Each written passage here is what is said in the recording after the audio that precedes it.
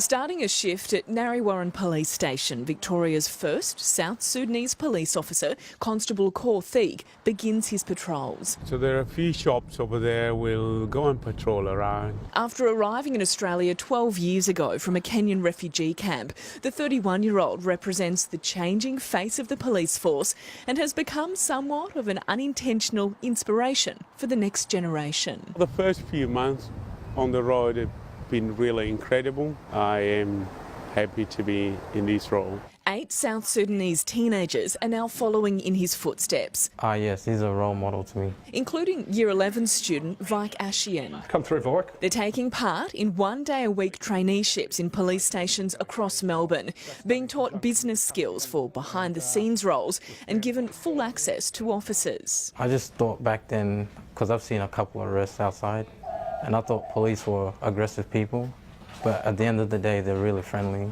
and they're just trying to make a change in the community. After protests and peace prayers, anger and hurt about public perception of the African Australian community, this first-of-its-kind program, which runs up to 2 years, is about breaking down barriers on both sides of the thin blue line, the police perspective on African youth. Trying to get our police to understand some of the backgrounds that these kids have come from. And also the teenagers' perspective of police. They're like normal people just like us, like we're all the same in a way.